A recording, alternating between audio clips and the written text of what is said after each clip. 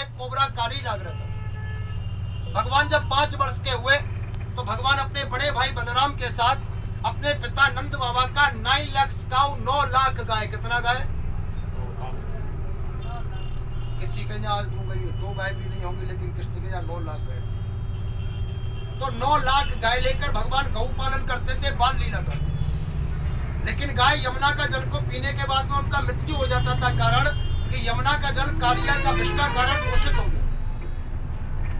भगवान ने 5 years 27 days 5 वर्ष और 27 दिन का अवस्था में यह वृंदावन में सबसे श्रेष्ठ लीला किया, गायों का रक्षा के लिए कालिया मर्दन का लीला। यमुना के किनारे बॉल का खेल किया, बॉल को नदी में डाल दिया। 3 days 3 night 3 दिन 3 रात भगवान ने काली के साथ युद्ध किया, यमुना को निर्मल बनाया, गायों का रक्षा किया। कृष्ण का नाम पड़ गया गोपाल। गो माने गाय, पाल माने रक्षा करते। भगवान कृष्ण ने संपूर्ण ब्रज का अंदर 84 कोस यानी 252 किलोमीटर सराउंडिंग एरिया में ब्रज के अंदर ऐसा रूल बना दिया कि किसी के घर में गऊ का पालन होता है और उसका गाय वृद्ध हो जाए, दूध देना बंद कर दे, तो वो उसको सेल नहीं करेगा।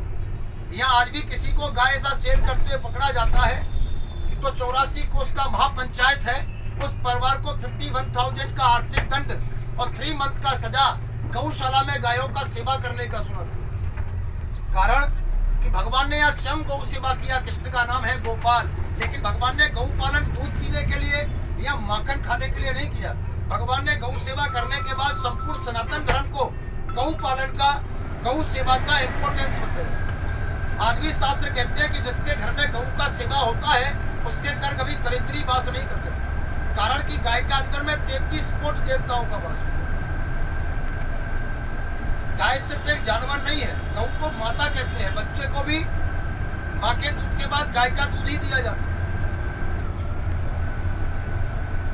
दूसरा चीज है वृंदावन के अंदर, अभी आप लोग देखने चलते हैं, ये गांव है वृंदावन, लेकिन वृंदावन आज ईंट पत्थर कंक्रीट का जंगल है। लेकिन आज से 582 साल आगे तक वृंदावन सभी तुलसी का जंगल था। वृंदावनम तुलस्याम वनम वृंदावनम, वृंदावन तुलसी, वन माने जंगल। वृंदावन में आज भी एक जंगल है जिसको आप लोग इंग्लिश में वृंदावन गार्डन कहते हैं, लेकिन एक्चुअल में उसका नाम बोलते हैं मधुबन। माता लोग भजन गाती है कि मधुबन में राधा नाची और कृष्ण की मुरली बाजी। जिस मधुबन के अंदर में भगवान ने शरद पूर्णिमा की रात्रि के रोज, ये जो 20 तारीख को पूर्णिमा आएगा इसको शरद पूर्णिमा कहते हैं। इस शरद पूर्णिमा की रात्रि के रोज राधा रानी के कहने पर ब्रज का 16,108 16,108 गोपियों का मन इच्छा पूर्ण करने के लिए भगवान ने हर गोपी के साथ में रास की। भागवत जी में शास्त्रों में ऐसा कहते हैं कि आज भी मधुबन में कोई रात्रि को सूर्य अस्त होने के बाद एंट्री नहीं कर सकता, कारण आज भी भगवान नित्य रात्रि को मधुबन में रास करने आते हैं। कभी सौभाग्य प्राप्त हो, आप लोग मॉर्निंग टाइम आएंगे या वृंदावन देखने आए तो ये वृंदावन सेम डे देखने का चीज नहीं। वृंदावन घंटे 2, 4, 10 घंटे देखने की वस्तु नहीं है। वृंदावन देखने के लिए मिनिमम टू मिनिमम 3 डेज चाहिए, मैक्सिमम 47 डेज। लेकिन कभी आप लोग दिन में आएंगे, मधुबन जाएंगे तो आज भी मधुबन में 16,108 तुलसी का पेड़ है। शास्त्र कहते हैं कि आज भी वो रात्रि का तीसरा पैर गोपी बन के गोपाल के साथ रास करते। आज भी जब मधुबन बंद होता है तो वहाँ रास स्थल है, वहाँ पर सिंदूर का छिड़काव किया जाता है। चांदी का थाली में फूलों का सेज लगा करके चांदी का थाली में 2 लड्डू, नीम का दातुन, पान का बीड़ा, श्रृंगार का सामान, चांदी के लोटे में जल भर के रखा जाता है। अर्ली मॉर्निंग 5:30 बजे भगवान का मंगला आरती होता है। आज भी जो तीर्थयात्री मंगला दर्शन करते हैं तो आज भी भगवान के चरणों का चिन्ह और भगवान का साक्षी आज भी मधुबन में प्राप्त होता है। आज भी लड्डू फूटा हुआ होता है, दातुन चबा हुआ होता है, पान टूटा हुआ होता है, लोटे में से जल गायब होता है, श्रृंगार फैला हुआ होता है। और जब फूलों का सेज हटाते हैं तो कोई 5-6 साल का बच्चा वो सिंदूर पे मुँह करके गया, वो छोटा छोटा पद चिन्ह मिलता है। वही सिंदूर दिन में सुहागिन माता बहन जो मधुबन का मंगला करने जाती है उनको प्रसाद का रूप में वितरण किया जाता है। उसी मधुबन के अंदर हमारे हिंदुस्तान के 3 बड़े साधु लोगों ने 14 वर्ष भगवान का श्री राधा कृष्ण का भक्ति की। आप लोगों ने किताबों में नाम पढ़ा है, सुना है। सबसे पहले वृंदावन के अंदर आए थे बंगाल प्रांत नवदी गांव नदिया से चैतन्य महाप्रभु नित्याई गौर महाप्रभु। आप लोगों ने 10th का क्लास में हिंदी का बुक में सूरदास जी के बारे में पढ़ा। हमारे हिंदुस्तान के सबसे बड़े संगीतकार हुए तानसेन और बैजू बावरा। उनका गुरु थे पंडित स्वामी हरदास, जो कि राजस्थान पाली डूंगरा से यहाँ वृंदावन। इन्होंने यहाँ भगवान का भक्ति किया और भक्ति का प्रताप से कृष्ण का एक मूर्ति जमीन से प्रकाशित किया। आज उन्हीं के नाम से संपूर्ण वृंदावन नगर, ये वृंदावन गांव यहाँ बसा हुआ है, जिसका लिए ऑल ओवर वर्ल्ड से टूरिस्ट यात्री वृंदावन बोल के वृंदावन आते हैं, जिनका आप लोग कथा में भागवत में जयकारा बोलते हैं। एक बार प्रेम से गोपाल का जयकारा लगाना, बोलो श्री वृंदावन बिहारी लाल की जय। लेकिन आप लोग वृंदावन आए हैं, यहाँ ऑल ओवर वर्ल्ड से तीर्थ यात्री वृंदावन आते हैं। यहाँ वृंदावन आने का महत्व क्या है? वृंदावन आप लोग कोई मंदिर देखने नहीं आए, पुरानी मानो मंदिर तो आप लोगों के शहर में राधा कृष्ण भाभी है, गोपाल का पूजा आप लोग अपने घर में भी करते हैं। ये वृंदावन को सनातन धर्म का 4 बड़ा तीर्थ है इस भारतवर्ष के अंदर, उसका उत्पत्ति स्थल बोलते हैं। ध्यान देना, हमारे भारतवर्ष में हमारे सनातन धर्म का, हिंदू धर्म का 4 बड़ा तीर्थ है, जिनको भगवान राम ने और कृष्ण ने अपना पितृ से मुक्ति के लिए संसार में स्थापित किया। शास्त्रों में वर्णन किया कि अगर हिंदू धर्म में जन्म लिया है तो माता पिता को साथ लेकर माता पिता का ऋण मुक्ति के लिए ये 4 धाम जीवन में एक बार करना कंपल्सरी। जैसा मोमडन लोग मक्का मदीना हज करने जाते हैं, इसी प्रकार से हिंदू धर्म में माता पिता को 4 धाम का तीर्थ कराना पड़ता है। और ये 4 धाम तीर्थ केवल कलयुग में नहीं, हर युग में था। आप लोगों ने नाम सुना है श्रवण कुमार का बारे में, जो सतयुग में अपने अंधे माता पिता को कंधे पे लेके तीर्थ कराने गया, लेकिन कंप्लीट नहीं करा पाया। भगवान राम के पिता दशरथ के द्वारा श्रवण कुमार का गलती से मृत्यु हो गया। श्रवण कुमार के माता पिता का श्राप है कि 4 युगों में ऐसा कोई हिंदू का बेटा पैदा नहीं होगा जो माता पिता को 4 धाम का यात्रा पूरा करे। पुरानी मानना, सत्य कड़वा है। हम और आप तो इंसान है। भगवान कृष्ण ने भी अपनी माता यशोदा और पिता नंद को केवल 3 धाम का तीर्थ कराया। भगवान ने संपूर्ण बाल लीला किया। बहन सुभद्रा, भाई बलराम को साथ में लिया, माता पिता को साथ लेकर भगवान 3 धाम का स्थापना करके वापस वृंदावन। तो माता यशोदा ने कृष्ण को बोला कि कृष्ण मेरे मन में एक बात है। भगवान बोले क्या भैया? बोले शरीर का 4 अवस्था है और इस 4 शरीर का शुद्धि के लिए 4 तीर्थ है, लेकिन तूने मुझको केवल 3 कराया, चौथा नहीं कराया। तू मेरा पितृ से मुक्ति प्राप्त नहीं किया। देखो, प्रत्येक इंसान के ऊपर में 3 ऋण होते हैं, जिनको वो जीने से लेकर मरने तक चाहकर भी कर्ज नहीं चुका सकते। सबसे पहला ऋण है पितृ ऋण, माता पिता का ऋण, जो माँ 9 महीने घर में पालती है, खून दूध को बनाकर पिलाती है, सूखे में सुलाती है, गीले में सोती है, मन मूत्र साफ करती है। जो पिता दुनिया दिखाते हैं, सब कुछ हमारे लिए छोड़ देते हैं, उनका जीवन में कभी कर्ज नहीं चुका। दूसरा ऋण है देव ऋण। देव ऋण क्या? भगवान का ऋण, जिसने हमको एक सुंदर शरीर बनाकर सुंदर संसार में भेजा। किसके लिए? कि आत्मा को परमात्मा में मोक्ष प्राप्त हो। और तीसरा ऋण है गुरु ऋण, जिसने हमको ज्ञान का राह दिखाया। लेकिन तूने मेरे को, कृष्ण मैया बोली कि तूने मेरे को 3 तीर्थ कराया, चौथा नहीं कराया। तो भगवान ने योग माया को आज्ञा दिया, माता पिता को यमुना का स्नान कराया और वृंदावन का मिट्टी को मुख में खाकर के भगवान ने संपूर्ण तीर्थों का दर्शन या वृंदावन में अपने माता पिता को कराया। तभी से वृंदावन को शास्त्रों में श्री धाम कहते हैं। तो माता बोली कि कृष्ण आने वाला युग है वो कलयुग है और सनातन धर्म को श्राप है। शास्त्रों में भी 4 कारण दिया है कि 4 कारण ऐसा कलयुग में आएगा कि कोई माता पिता को 4 धाम पूरा नहीं करा पाएगा। आगे चल के मंदिर पर चर्चा करें, शॉर्ट में समझ लीजिए। सबसे पहला कारण तन, दूसरा कारण धन, तीसरा कारण मन और चौथा कारण ज्ञान। बहुत से लोगों को पता ही नहीं है 4 धाम है कहाँ है। गाड़ी में ऐसे बहुत से भाई बैठे हैं जो किसी ना किसी धाम गए हैं, लेकिन जानकारी नहीं। तो भगवान ने जब माता से ऐसा वचन सुना तो माँ से बोले कि माँ मेरे को नंद बाबा कहा है, यानी नंद बाबा का कसम है कि अगर ऐसा समय कलयुग में आएगा कि आपके अनुसार कोई 4 धाम का यात्रा अपना माता पिता को नहीं कराएगा, लेकिन अभी कभी भी अपने सत्कर्मों का प्रभाव से, अपना माता पिता पूर्वजों के आशीर्वाद से कभी मेरे माता पिता के धाम या वृंदावन आएगा, तो यहाँ पर आकर के वो अपने माता पिता का नाम से 4 कर्म इस भूमि में करेगा, तो उसको राधा रानी के द्वारा संपूर्ण तीर्थों का फल या वृंदावन में प्राप्त होगा। माता बोली क्या करना? बोले सबसे पहले वृंदावन आकर यमुना स्नान करना। बोले दूसरा, बोले गऊ का पूजा, गऊ का सेवा करना। आप इसी रोड से गए थे, इसी रोड से वापस आ रहे हैं। आगे दिखाएंगे 265 एकड़ में 4 गौशाला है, जिनके अंदर आज भी करीबन 5 से 5,500 गाय है। ऐसा गाय जो दूध नहीं देता, वृद्ध है, अपाहिज है, लूला लगड़ा है। आज हमारे ब्रज में ऐसा गायों को सेल नहीं किया जाता। हमारे ब्रज में कहावत है कि मथुरा का लड़की और गोकुल वृंदावन का गाय और तकदीर फूटे तो दूसरा गांव जाए। मथुरा का लड़की का शादी मथुरा में होता है और ब्रज का गायों को बाहर बेचा नहीं जाता। फिर धोने के बाद कृष्ण का गौशाला में रख करके आज भी नंद का घर से, कृष्ण का घर से उन गायों का सेवा पालन किया जाता है। बोले तीसरा, बोले वृंदावन का रहना और राधे राधे कहना।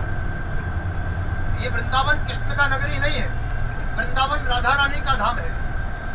जैसे घर में सुप्रीम पावर का राज है, यहाँ भी सुप्रीम पावर का है, उसके बगैर पत्ता नहीं होता। यहाँ आकर के अगर टेढ़ी टांग वाले से, बांसुरी वाले से मिलना है तो किशोरी जी का परमिशन चाहिए, बगैर उसके मर्जी के उसको कोई नहीं दे सकता। और बोलो चौथा, बोले वृंदावन का वास। ये वृंदावन घूमने का जगह नहीं, ये वृंदावन माता पिता के नाम का तीर्थ। जिस प्रकार से आप लोग कभी गए हो या आप लोगों ने सुना हो, गया नाम सुना है, गया, काशी, प्रयाग, हरिद्वार, वो जो तीर्थ है वो आत्मशुद्धि का तीर्थ। लेकिन 2 स्थान, ये भगवान का, ये शरीर शुद्धि का तीर्थ, क्योंकि शास्त्र कहते हैं आत्मा ना मरती है ना जीवित होती। आत्मा तो अमर है, शरीर को ही बार बार 84 लाख योनियों में भुगतना पड़ता है। उसमें पहला स्थान है अयोध्या और दूसरा स्थान है वृंदावन। आज इस वृंदावन के अंदर जो तीर्थयात्री वृंदावन मन में तीर्थ का लिए आस्था, माता पिता के लिए श्रद्धा और भगवान में विश्वास भाव लेकर वृंदावन आए, उन्होंने भगवत वचन को मान करके इस वृंदावन के अंदर में अपना माता पिता के नाम से हजारों मंदिर, धर्मशाला, कुआं, पाठशाला, अनाथालय, प्याऊ आदि चीज या वृंदावन में बने और अपने माता पिता परिवार को वृंदावन में शरीर से नहीं, नाम के द्वारा भगवान के चरणों का, धाम का वास प्राप्त करे और अपना पितृ से मुक्ति प्राप्त। आज इस वृंदावन के अंदर देखने के लिए 5489 5,489 मंदिर बना हुआ है,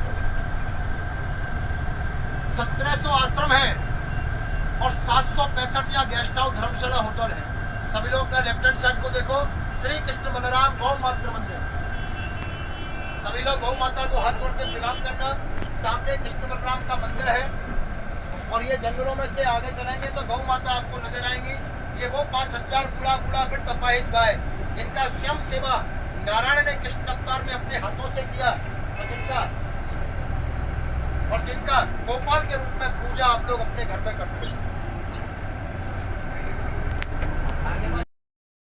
माखन चोरी करके छीन के भाग जाते थे, जिसके यहाँ पर 9 लाख गाय थी, उसका नाम था माखन चोर। 10, 20, 25, 50 गलियां नहीं है मेरे भाइयों, 935 935 गलियां है। और गलियों का विशेषता ये है कि कोई भी गली क्लोज नहीं है, सब आपस में जुड़ा हुआ है। हम लोग गलियों में नहीं जाते, लेकिन तीर्थ यात्रियों के मन में उत्सुकताएं होती है। तो नाइट का टाइम है, कोई किसी उत्सुकता में आकर गली में गया, रास्ता भटक गया, तो ना ही तो मिलेगी गाड़ी और ना ही मिलेगा मंदिर। आप लोग वृंदावन का गलियों में राधे राधे करना और गाड़ी दिल्ली पहुंच के राधे राधे करना। इसलिए जो भी हरिभक्त मंदिर चलना चाहते हैं, नीचे उतर के ग्रुप बनाना, एक ग्रुप बनाकर मेरे साथ नंद का घर गोपाल का दर्शन करने चलना। दर्शन करके एक साथ एक ग्रुप में सभी लोग वापस गाड़ी के ऊपर। पहला बात। दूसरा बात, जो भाई बहन सज्जन गाड़ी में रहना चाहते हैं वो गाड़ी से उतना ही दूर जाना जिससे कि आपको नजरों से गाड़ी और गाड़ी की नजरों से आप नजर आए।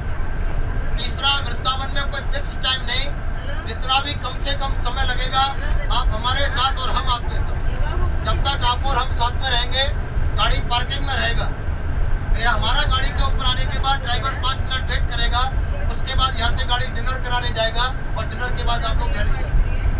मैंने पीछे भी कहा था, दोबारा कहता हूँ, कभी कृपा हो राधा रानी का, कभी कृष्ण का मर्जी हो, कभी मथुरा वृंदावन देखना हो तो कम से कम 3 डेज का टाइम कंपल्सरी लेके आए। लेकिन आज आप लोग वृंदावन धाम आए हैं, सेम डे का प्रोग्राम है, टाइम टेबल का गाड़ी, only 1 temple of Lord Krishna house, केवल 1 पॉइंट, 1 स्थान, केवल नंद का घर, भगवान का घर देखने को मिलेगा। नंद भक्त का घर देखकर वापस गाड़ी के ऊपर आएंगे। उसके बाद लास्ट पॉइंट, लास्ट प्रोग्राम आगे होगा आपका डिनर और दिल्ली। वृंदावन के अंदर में कोई पुलिस चेकिंग नहीं है। आपके पास जो भी जोखिम का आइटम है, कैमरा, मोबाइल, मनी वगैरह, कैरी विद यू, साथ में लेके चलना। फालतू लगेज गाड़ी में छोड़ना, शूज वगैरह पहन करके चलना चाहते हैं चल सकते। अपना 3 आइटम बड़ा सेफ्टी से रखना।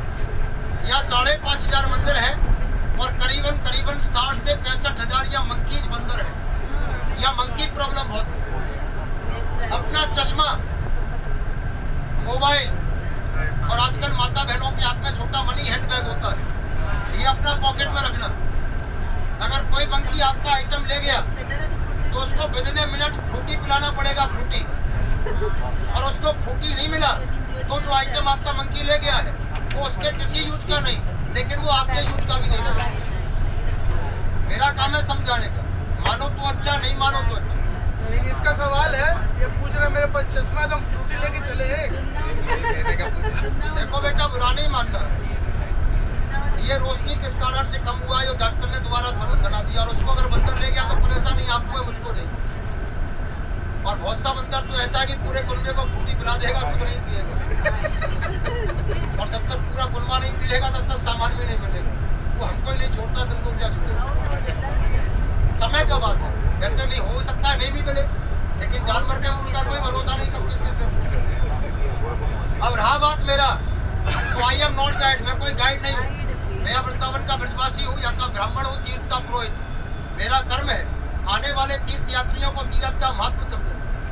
गोपाल के घर गोपाल का दर्शन कराकर, यमुना माता के मंत्र के द्वारा तीर्थ यात्रियों को तीर्थ का फल प्राप्ति कराकर गाड़ी को ऊपर छोड़ना। और इस चीज का हम लोग अपना दक्षिणा लेते हैं, ये हमारा कर्म है। आ जाओ लोग श्री वृंदावन धाम आए, जिसका भूमि में आए हैं, जिसका नगरी में आए, जिनका कथा में, भागवत में आप लोग जयकारा बोलते हैं, साक्षात उसका नगरी में आप लोग पधारे। देखो, बुरा नहीं मानना। शास्त्र कहते हैं किसी भी तीर्थ में कभी जाना, वृंदावन का ही बात नहीं, दुनिया का किसी भी तीर्थ स्थान पर कभी जाना, अगर 3 चीज साथ में नहीं है तो तीर्थ नहीं हो सकते। किसी भी तीर्थ में जाने के लिए सबसे पहला चीज चाहिए माता पिता पूर्वजों का आशीर्वाद। उसके बाद में चाहिए सत्कर्म का पैसा। और तीसरा चीज चाहिए, जिस तीर्थ में जा रहे हो वहाँ का जो ओनर है, वहाँ का जो मालिक है, वहाँ का जो स्वामी है, उसका परमिशन। ऐसा नहीं सोचना कि पास में पैसा था तो टिकट कटाकर बैठकर वृंदावन आ गए। तो आपसे ज्यादा पैसे वाले आपके रिलेशन में है, पड़ोस में है, सिटी में है, सोसाइटी में है, आज वो वृंदावन में नहीं। गाड़ी में भी 98% लोग ऐसा विराजमान है कि जब घर से जर्नी स्टार्ट किया तो जो पॉइंट ऑफ व्यू बनाया घूमने के लिए, उस लिस्ट में कहीं मथुरा, वृंदावन या राधा कृष्ण का नाम है। लेकिन जब इसका कृपा होता है तो कहीं जाना होता है, सूर चल देता है। और बड़ा भाग्यशाली मानना कि ऐसा शुभ दिन आप लोग वृंदावन में। सही बात है। किसी को मालूम है आज क्या है? बिल्कुल होगा। देखो, बुरा नहीं मानना। कृष्ण का जन्म हुआ था जेल में, जब कंस का पुलिस था। आज हमारे भारत की राजनीति की वजह से आज भी कृष्ण जेल में है। आज गवर्नमेंट का पुलिस खड़ा है, किसी जेल में जहाँ पुलिस खड़ा रहता है। 3 स्थान, अयोध्या, काशी, मथुरा, इस पर किसी का जोर नहीं। जो सुप्रीम कोर्ट और सेंट्रल गवर्नमेंट ने तय कर दिया वो लिखा होगा, पत्थर पर रखी हुई। तो आज जिसकी नगरी में आप लोग आए हैं, लेकिन जिनके आशीर्वाद से आए, अगर मेरी बात अच्छी लगे तो एक बार अपने मन में अपने माता पिता का ध्यान करना, और एक बार भाव से, गोपी का भाव से, मीरा का भाव से, द्रौपदी का भाव से, दोनों हाथ ऊपर करके एक बार प्रेम से राधा कृष्ण का जयकारा लगाना, थोड़ा क्लेप करना, थोड़ा लाभ करना। और जब तक वृंदावन में रहना तो सब तरफ से मन हटाना, राधे राधे बोलना और वृंदावन में ढूंढना और मन की गठरी खोलना और राधे राधे बोलना। तो एक बार प्रेम से जयकारा लगाओ, बोलो श्री राधा कृष्ण भगवान की। ऐसा लगता है, बुरा नहीं मानना, हंसी का बात है। ऐसा लगता है खाए नहीं आज दिन भर खाना भी नहीं मिला। बहुत अच्छा, पूरा उपवास में आए हैं भगवान के दर्शन। प्रदोष का व्रत है, प्रदोष हो गया, अच्छी बात है। आज त्रयोदशी, एक बार भाव से जयकारा लगाओ, बोलो श्री वृंदावन बिहारी लाल की जय।